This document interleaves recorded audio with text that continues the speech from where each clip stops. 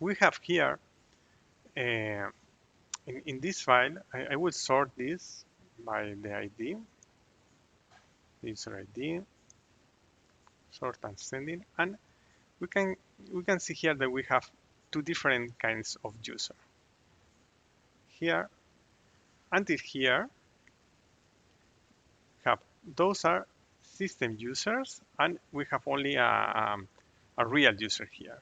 So in our system, we can have some users that are not that are not people, but are meant to do something special. So, for example, if you are providing a service in a computer, you will need a user with restricted permissions and with access to only a couple of directories for doing that. Okay, those are system users, and they usually have a different numbering convention. So, for example, you can see here that root is always user 0.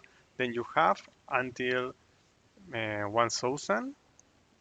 You have system users, and from 1000 onwards, you have the real user, and then you have nobody as the last allowed number. So this is a convention. It depends on the different Linux distributions, but users usually start at number 1000. And some important thing here is that for system users, so for example, this one, you have a special directory. It's not under home. Home is the directory used for storing real users information. This will be the directory used by this user to provide its service. And here, as the cell, we have a cell that doesn't allow login. So for example, this is not a real login. If I try to run that, it will just stop or maybe show me an error information, because those users are not meant to log into our system, are only meant to perform some services. So for example, if I try to run this, user has been no login. Okay, this account is not available because I can't log with a user. Remember that the cell is the first program that will be run when we try to log into our system with a user. So this user won't have a cell and won't be able to do anything in our system.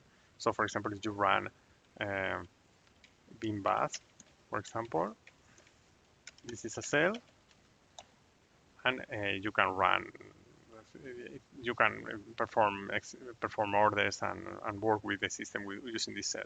You can't see any change because I'm just working with the same cell. If I run another cell, for example, okay, this is another cell, and I will be able to work with this, but not with this one. So this is a way, using that, this kind of cells is a way of protecting our system, because those users won't be able to log in into our system and open a console. So for example, this is another kind of fake cell.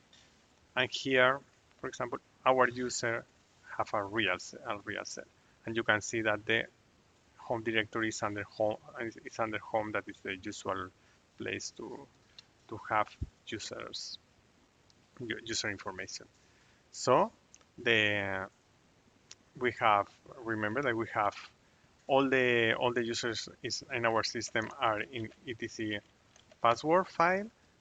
That file is a text file with text fields separated by a colon, and in this file we have the root system, that is the super user, some system users, and the real users towards the end. It doesn't need to be ordered, but we have the users are they are towards the end usually, and they have system user have a special directory, have no cell, and real user have home directory under home usually, and real cells.